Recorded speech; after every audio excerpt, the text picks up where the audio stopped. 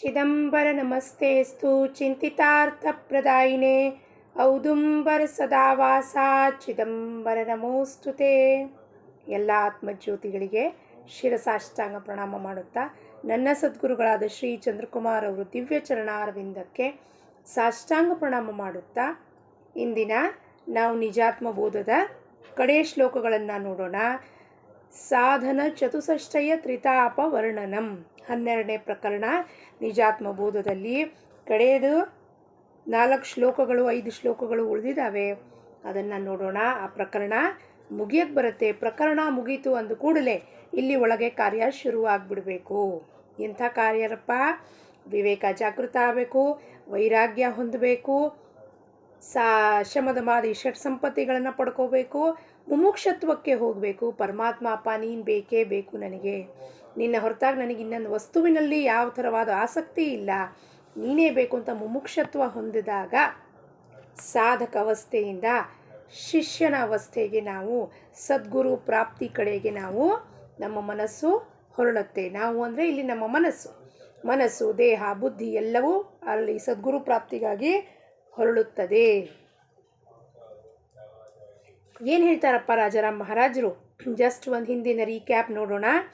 ಹೋಕಾ ಹೀನ ಯಾತಿ ನಾರೀನರ ಮಹಾಪಾಪೀಯತಿ ದುರ್ಧರ ಪಶ್ಚಾತ್ತಾಪ ಝಾಲ ಅಂತರಿ ಪ್ರಕರ ಹೋತಚೆ ಉದ್ಧಾರ ತಯಾಚ. ಯಾರು ಜನ್ಮಕ್ಕೆ ಬಂದಿದ್ದಾರೋ, ಹೀನನಿರ್ಬೋದು, ಯಾತಿ ಅಂದರೆ ಅಂತ್ಯಜನಾಗಿರಬಹುದು, ನರ ನಾರಿ ಇರಬಹುದು, ಮನುಷ್ಯಾಂಧ್ರದಲ್ಲಿ ನಾರಿ ನರ ಶ್ರೀಮಂತ ಬಡವ ಯಾರು ಬೇಕಾದವ್ರು ಇರ್ಬೋದು, ಅಂತ್ಯಜನಾರು ಇರ್ಬೋದು. ಬ್ರಾಹ್ಮಣ ಅಂತಲೇ ಅಲ್ಲ. ಗೋರಕುಂಭಾರ ಬ್ರಾಹ್ಮಣರಿದ್ರ, ತುಕಾರಾಮ್ ಮಹಾರಾಜರು ಬ್ರಾಹ್ಮಣರಿದ್ರ, ನಾಮದೇವ್ ಮಹಾರಾಜ್ ಬ್ರಾಹ್ಮಣರಿದ್ರ, ರಾಜಾರಾಮ್ ಮಹಾರಾಜರು, ಮೀರಾಬಾಯಿ ಬ್ರಾಹ್ಮಣರಿದ್ರ, ಕನಕದಾಸರು ಬ್ರಾಹ್ಮಣರಿದ್ರ. ಪ್ರತಿಯೊಬ್ಬನಿಗೂ ಉದ್ಧಾರ ಮಾಡಿಕೊಳ್ಳೋ ಅಧಿಕಾರ ಅಂದರೆ ಆತ್ಮ ಸಾಕ್ಷಾತ್ಕಾರ ಮಾಡಿಕೊಳ್ಳೋ ಅಧಿಕಾರ ವಯಸ್ಸಿನ ಮೇಲೆ ಅವಲಂಬಿತ ಇಲ್ಲ, ಜಾತಿ ಮೇಲೆ ಅವಲಂಬಿತ ಇಲ್ಲ, ವರ್ಣಾಶ್ರಮದ ಮೇಲೆ ಅವಲಂಬಿತ ಇಲ್ಲ, ಹಾಗೂ ಆಸ್ತಿ ಅಂತಸ್ತು ಅದ್ರ ಬಗ್ಗೆ ಅಥವಾ ಯಾವುದೋ ಮನೆತನದ ಬಗ್ಗೆ ಅದು ಯಾವುದೂ ಇಲ್ಲ. ಪ್ರತಿಯೊಬ್ಬನಿಗೂ ಪ್ರತಿಯೊಂದು ಜೀವಕ್ಕೂ ಇಲ್ಲಿ ಬಂದ ಮೇಲೆ ಪೃಥ್ವಿ ಮೇಲೆ ಆತ್ಮ ಸಾಕ್ಷಾತ್ಕಾರ ನಾನು ಯಾರು ಎಂಬುದನ್ನು ಅರಿವು ಮಾಡ್ಕೊಳ್ಳೋ ಅಧಿಕಾರ ಇದೆ. ಅದಕ್ಕೆ ಯಾರು ಮಹಾಪಾಪಿ ಇದ್ದರೂ ಕೂಡ, ವಾಲಿ ರತ್ನಾಕರ ಡಾಕು ರತ್ನಾಕರ ಗೊತ್ತು, ಅಜಾಮಿಳ ಗೊತ್ತು.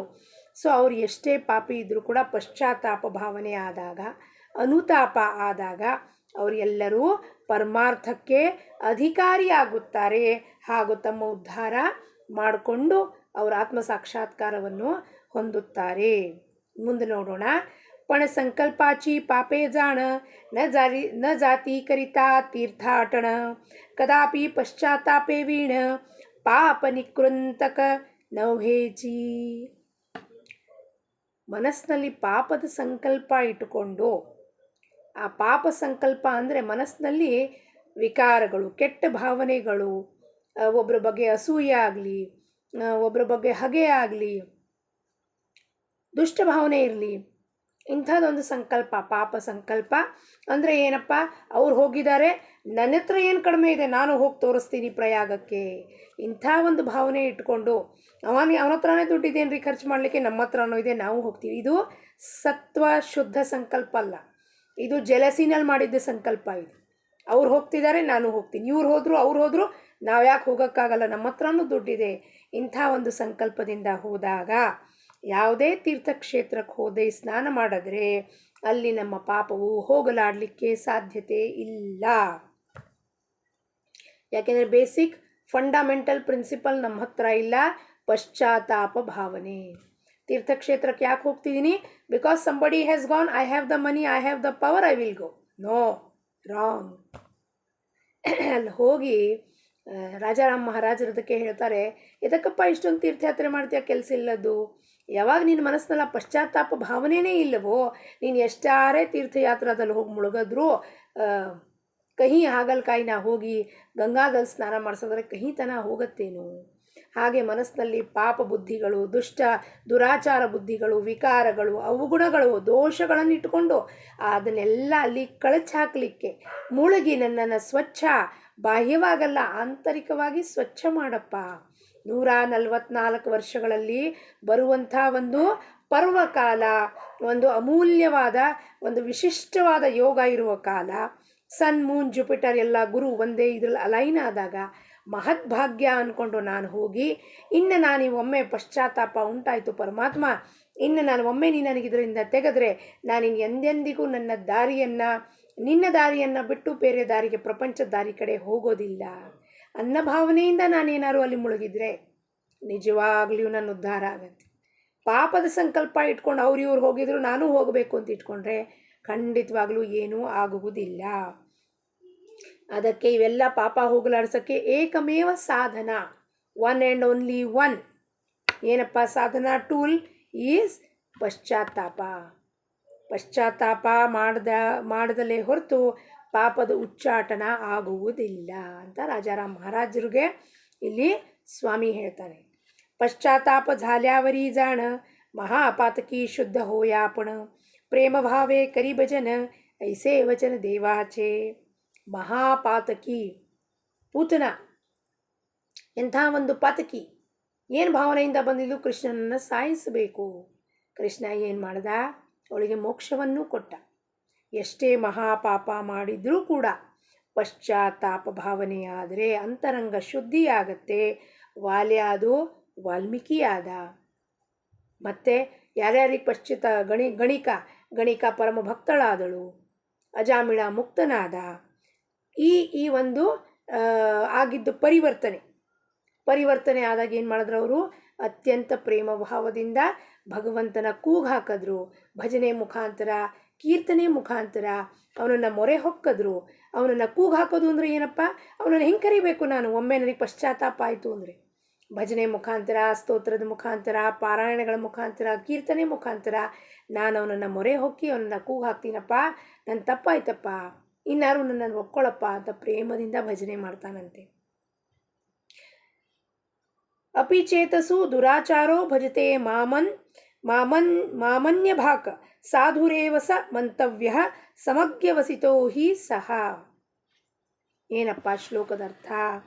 ಯಾರಾದರೂ ಅಪಿಚೇತಸು ದುರಾಚಾರೋ, ಯಾರಾದರೂ ದುರಾಚಾರಿ ಇದ್ದರೆ, ಆಚಾರ ಅಂದರೆ ವ್ಯವಹಾರದಲ್ಲಿ, ಆಚರಣೆಯಲ್ಲಿ ದುರ್ವ್ಯವಹಾರ ಮಾಡೋನು, ಕೆಟ್ಟದ ವ್ಯವಹಾರ ಮಾಡೋನು, ನನ್ನ ಭಕ್ತನಾಗಿ ಅನನ್ಯ ಭಾವದಿಂದ, ಅನನ್ಯ ಅಂದರೆ not a single thought apart from me, ಆ ಭಾವದಿಂದ ನಿರಂತರವಾಗಿ ಕಂಟಿನ್ಯೂಸ್ಲಿ, ಹೆಂಗೆ ಎಣ್ಣೆ ಹಾಕ್ತಾ ಇರ್ತೀವಿ, ತೈಲಾಧಾರ ಹರಿತಾ ಇರುತ್ತೆ, ಆ ರೀತಿಯಲ್ಲಿ ಭಜನೆ ಮಾಡ್ತಾನೋ ಅವನು ಎಷ್ಟೇ ದುರಾಚಾರಿ ಇದ್ದರೂ ಅವನನ್ನು ಸಾಧು ಅಂತಾನೆ ನಾವು ತಿಳ್ಕೋಬೇಕು.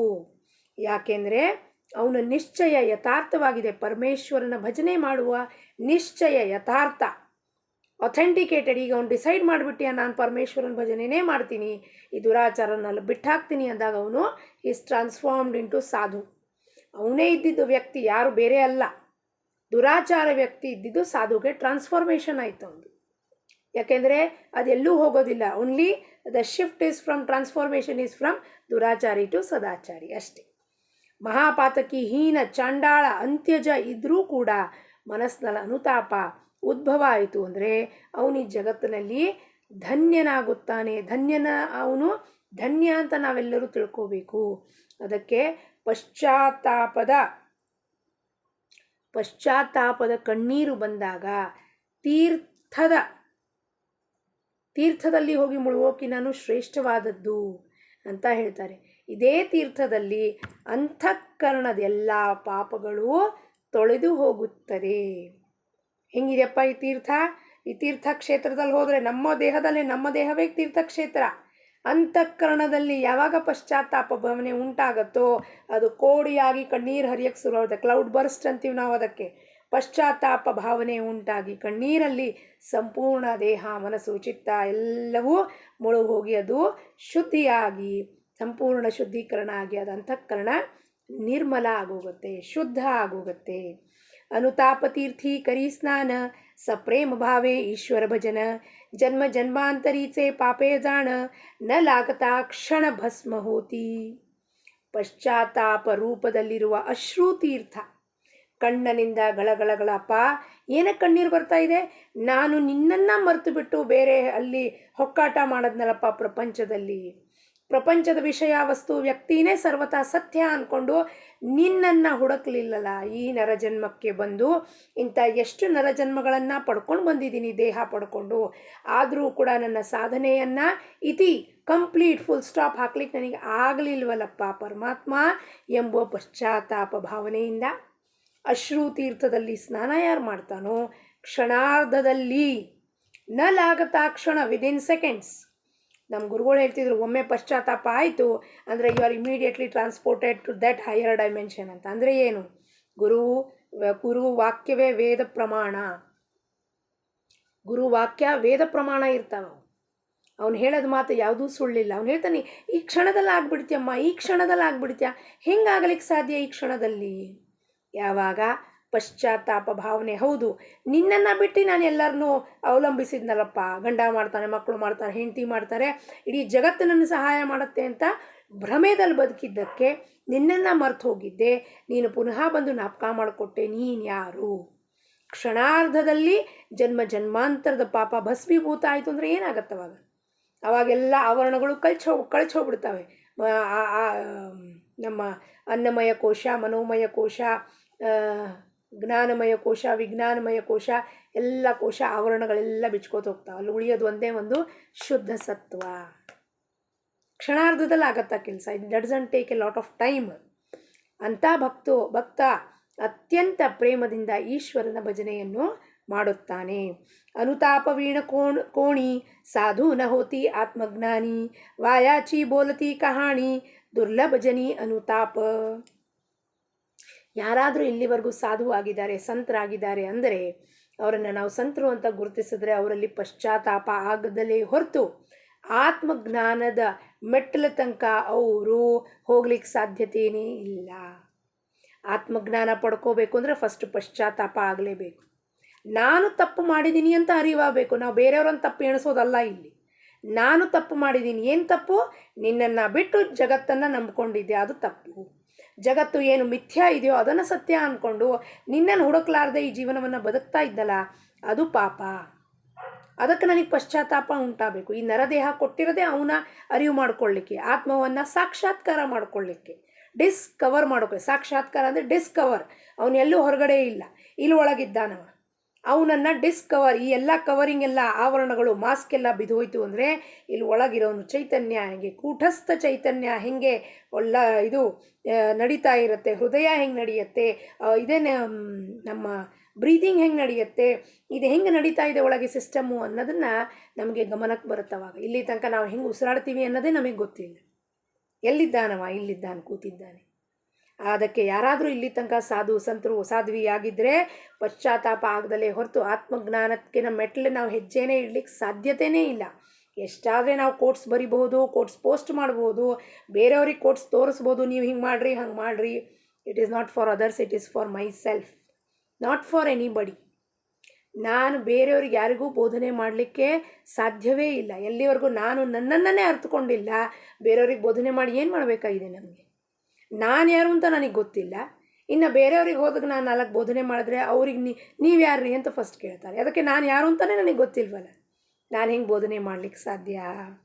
ಅನುತಾಪ ದುರ್ಲಭ ಜನಿ ಅನುತಾಪ. ದುರ್ಲಭ, ಕೋಟಿನಲ್ಲಿ ಒಬ್ಬನಿಗೆ ಅನುತಾಪ ಆಗೋದು. ಬಾಕಿ ಎಲ್ಲರೂ ಅನುತಾಪ ಆಗಿದೆ ಅಂತ ಭ್ರಮೆದಲ್ಲಿ ಬದುಕ್ತಿರ್ತಾರೆ. ಹೌದ್ರಿ, ನನಗೆ ಪಶ್ಚಾತ್ತಾಪ ಆಯಿತು. ಮತ್ತು ಯಾಕ್ರೆ ಇಲ್ಲಿ ತನಕ ನಾವು ಚಿದಂಬರನ ಪಡ್ಕೊಂಡಿಲ್ಲ? ಯಾಕೆಂದರೆ ಪಶ್ಚಾತ್ತಾಪ ಭಾವನೆಯೇ ಉಂಟಾಗಿಲ್ಲ. ನಾವು ಬೇರೆಯವ್ರ ದೋಷ ಎಣಿಸೋದ್ರಲ್ಲೇ ಇಡೀ ಜೀವನ ಕಳೆದೋಯ್ತು. 50, 60, 70, 90 ವರ್ಷದಲ್ಲೂ ನಾವು ಬೇರೆಯವ್ರ ದೋಷ ಎಣಿಸ್ತಾ ಇರ್ತೀವಿ ವಿನಃ ನನ್ನಲ್ಲಿ ದೋಷ ಉಂಟು ಪರಮಾತ್ಮ. ಅಲ್ಲಿ ಇರೋದು ಪ್ರತಿಬಿಂಬ, ಇಲ್ಲಿರೋದು ಬಿಂಬ. ಸೊ ದೋಷ ನಾನು ಅಲ್ಲಿ ಹುಡುಕ್ತೀನಿ, ಹೆಂಡ್ತಿನಲ್ಲಿ, ಗಂಡನಲ್ಲಿ, ಮಕ್ಕಳಿನಲ್ಲಿ, ಅತ್ತೆನಲ್ಲಿ, ಸೊಸೆನಲ್ಲಿ. ಅಂದರೆ ಅದ್ರ ಬಿಂಬ ಇಲ್ಲಿದೆ ಫಸ್ಟು, ಅದ್ರ ಬೀಜ ಇಲ್ಲಿದೆ. ಆದರೆ ಅಲ್ಲಿ ಎದುರುಗಡೆ ಪ್ರತಿಬಿಂಬ, ರಿಫ್ಲೆಕ್ಷನ್ ನೋಡ್ತೀನಿ. ರಿಫ್ಲೆಕ್ಷನಿಗೆ ದೋಷ ಹೊರಿಸ್ತಿದ್ದೀನಿ. ವೇರ್ ಆಸ್ ದ ದೋಷ is completely here inside, not anywhere outside in the world. So ಯಾವತ್ತಾದರೂ ಯಾರಿಗಾದರೂ ನೀವು ದೋಷ, ಎಷ್ಟೇ ದೋಷ ಹೊರಿಸಿದ್ರು ಅಷ್ಟು ಗುಡ್ಡೆ ರಾಷ್ಟ್ರೀ, ಅಷ್ಟು ಬೀಜ ನಿಮ್ಮೊಳಗೆ ವಾಸನ ಇದೆ ಅಂತ ತಿಳ್ಕೋಬೇಕು ನಾವು. ಯಾರಿಗಾದರೂ ಪಿನ್ ಪಾಯಿಂಟ್ ಮಾಡ್ತಿದ್ರೆ ಆಕೆ ಹಿಂಗಿದ್ದಾಳೆ, ಇವ ಹಂಗಿದ್ದಾನೆ, ಇವನು ಹಿಂಗಿದ್ದಾನೆ ಅಂತ ನೀವು ಹೇಳಿದ ಕೂಡಲೇ that everything lies inside you only first. So you have to peep inside, not outside. ಅನುತಾಪ ಹೋತೋ ಜಯಾಸಿ त्याची बहु आवड देवासी स्वमुखे सांगे ಋಷಿಕೇಶಿ ಪ್ರಿಯ ಮಜಸಿ ತೋಚಿ ಭಕ್ತ. ತ್ರಿವಿಧ ತಾಪದಲ್ಲಿ ತ್ರಸ್ತನಾಗಿ ಯಾರು ಭಕ್ತನಿಗೆ ಅನುತಾಪ ಉಂಟಾಗುತ್ತೋ, ಈ ತ್ರಿವಿಧ ತಾಪ ನನಗೆ ಬೇಡಪ್ಪ, ಆದಿಭೌತಿಕ, ಆಧ್ಯಾತ್ಮಿಕ, ಆದಿದೈವಿಕ ತಾಪದಲ್ಲಿ ತ್ರಸ್ತನಾಗಿ ಅಪ್ಪ ಸಾಕು, ಇನ್ನು ಇದು ಸಂಕಟಗಳು ಬೇಡ, ನಾನು ಮಾಡ್ತಿದ್ದೀನಿ ಅಂತ ಕರ್ತೃತ್ವ ಭಾವ ಬೇಡ, ನನಗೆ ಸಾಕಾಗೋಯ್ತು ಪರಮಾತ್ಮ, ಇನ್ನು ನನಗಿವೆಲ್ಲ ಏನೂ ಬೇಕಾಗಿಲ್ಲ ಅಂತ ಯಾವಾಗ ಅನುತಾಪದಿಂದ ಭಕ್ತ ಭಗವಂತನಿಗೆ ಹತ್ರ ಹೋಗ್ತಾನೋ, ಅಂಥ ಭಕ್ತ ಭಗವಂತನಿಗೆ ಬಹಳ ಇಷ್ಟ ಆಗ್ತಾನೆ. ನಾನು ಮಾಡ್ತಿದ್ದೀನಿ responsibility, this is main, I am the doer ಅಂತ ಹೋದರೆ ಯಾವತ್ತೂ ಭಗವಂತ ನಮ್ಮನ್ನು ಒಪ್ಕೊಳ್ಳೋದಿಲ್ಲ. ನಾನೀ ದೇಹ ನಿನಗೆ ಕೊಟ್ಟಿರೋದು. ಭಾಗವತದಲ್ಲಿ ಹೇಳ್ತಾರೆ, ಪ್ರತಿಯೊಂದು ಅಂಗಾಂಗಗಳು ಬರಲಿಕ್ಕೆ ಕಾರಣ ಅಲ್ಲಿ ಅಧಿಷ್ಠಾನ ದೇವತಾ ಕೂತಿ ಉಸಿರಾಡಕ್ಕೊಬ್ಬ ದೇವತಾ ಇದ್ದಾನೆ. ಕಣ್ಣಿಂದ ನೇತ್ರಗಳಲ್ಲಿ ಸೂರ್ಯ ಕೂತಿದ್ದಾನೆ. ಇಲ್ಲಿ ವಾಣಿ ಕೊಟ್ಟಿದ್ದಾನೆ, ವಾಗೇಂದ್ರಿಯಲ್ಲಿ ವಾಗ್ದೇವತಾ ಕೂತಿದ್ದಾನೆ. ಅವರೆಲ್ಲ ಆರ್ಡರ್ ಕೊಟ್ಟರೆ ಇದೆಲ್ಲ ಮಾತಾಚೆ ಬರೋದು. ಆಕ್ಸಿಜನ್ ಉಸಿರಾಡ್ಲಿಕ್ಕಾಗೋದು. ಪ್ರತಿಯೊಂದು ಅಂಗಾಂಗಗಳಲ್ಲೂ ಆಯಾ ಅಧಿಷ್ಠಾನ ದೇವತೆ. ಯಾಕೆ ಹೇಳ್ತಾರೆ ನಮ್ಮ ದೇಹದಲ್ಲಿ 33 ಕೋಟಿ ದೇವತಾ, ಎಲ್ಲ ದೇವತಾ ಇಲ್ಲಿ ವಿರಾಜಮಾನಿದ್ದಾರೆ. ಆಯಾ ದೇವತಾ ಅಶ್ವಿನಿ ಕುಮಾರರು, ವರುಣ, ಆದಿತ್ಯ ಮತ್ತು ಅಗ್ನಿ, ಸೂರ್ಯ ಎಲ್ಲವೂ ಇಲ್ಲೇ ಇದ್ದಾರೆ ಈ ದೇಹದಲ್ಲಿ. ಸೊ ಇದನ್ನು ನಾವು ಗುರ್ತು ಹಿಡಿದಾಗ ನಾವೇನು ಮಾಡ್ತಿದ್ದೀವಿ ಇಲ್ಲಿ? ಏನೂ ಇಲ್ಲ. ದೇಹದ ಮೇಲೆ ಅಧಿಕಾರ ಇಲ್ಲ, ಮನಸ್ಸಿನ ಮೇಲೆ ಅಧಿಕಾರ ಇಲ್ಲ, ಬುದ್ಧಿ ಮೇಲೆ ಅಧಿಕಾರ ಇಲ್ಲ, ಯಾತ್ರ ಮೇಲೂ ನನಗೆ ಅಧಿಕಾರನೇ ಇಲ್ಲ. ಭ್ರಾಂತಿಯಲ್ಲಿ ನಾನು ಅಧಿಕಾರ ಚಲಾಯಿಸ್ಕೋತ ಹೋಗ್ತಾ ಇದ್ದೀನಿ. ಇದು ಯಾವಾಗ ಅರ್ಥ ಆಗತ್ತೋ, ಅನುತಾಪ ಉಂಟಿ ಆದೋ ಭಕ್ತನಿಗೆ, ಆ ಭಗವಂತನಿಗೆ ಪ್ರಿಯನಾಗುತ್ತಾನೆ. ಇಂಥ ವಚನವನ್ನು ಶ್ರೀಕೃಷ್ಣ ಪರಮಾತ್ಮ ಸ್ವಮುಖದಿಂದ ಭಗವದ್ಗೀತೆಯಲ್ಲಿ ಅರ್ಜುನನಿಗೆ ಹೇಳಿರುತ್ತಾನೆ ಅಂತ ಹೇಳುತ್ತಾ, ಇತಿ ಶ್ರೀಮತ್ ನಿಜಾತ್ಮಬೋಧ ಪ್ರಾಪ್ತ್ಯರ್ಥೆ ಚಿದಂಬರದಾಸ ವಿರಚಿತೆ ಗುರು ಶಿಷ್ಯ ಸಂವಾದ ಐಕ್ಯಾರ್ಥೆ ಸಾಧನ ಚತುಷ್ಷಷ್ಟ ತ್ರಿತಾಪವರ್ಣನಂ ನಾಮ 12 ಪ್ರಕರಣಂ ಸಮಾಪ್ತಂ. ಗುರು ಶಿಷ್ಯ ಸಂವಾದ ಇದು ಸ್ವಾಮಿ ಮತ್ತು ರಾಜಾರಾಮ್ ನಡುವೆ ಆಗಿದ್ದ ಸಂವಾದ. ಸ್ವಾಮಿ ರಾಜಾರಾಮ್ ಮಹಾರಾಜರ ಮುಖಾಂತರ, ರಾಜಾರಾಮ್ ಮಹಾರಾಜರು ಒಂದು ಇನ್ಸ್ಟ್ರೂಮೆಂಟು, ಅವ್ರ ಮುಖಾಂತರ ಇಡೀ ಜಗತ್ತಿಗೆ ಈ ಬೋಧವನ್ನು ಮಾಡಿದ್ದಾರೆ. ಹಾಗಾಗಿ ಅವರಿಬ್ಬರದ್ದು ಗುರು ಶಿಷ್ಯ ಸಂವಾದವನ್ನು ನಾವು ಭಕ್ತಿ ಭಾವದಿಂದ ಶ್ರವಣ ಚಿಂತನ ಮನನ ಮಾಡೋಣ. ನಮ್ಮ ಜೀವನದಲ್ಲಿ ಅನುತಾಪ ಆಗಲಿ, ಪಶ್ಚಾತ್ತಾಪ ಭಾವನೆ ಉಂಟಾಗಿ ಸ್ವಾಮಿ ಪಾದಕ್ಕೆ ನಾವೆಲ್ಲರೂ ಸೇರಿ ಮುಟ್ಟೋಣ ಅಂತ ಪ್ರಾರ್ಥನೆ ಮಾಡುತ್ತಾ, ಲೋಕಾಹ ಸಮಸ್ತಾಹ ಸುಖಿನೋ ಭವಂತು. ಜೈ ಚಿದಂಬರ.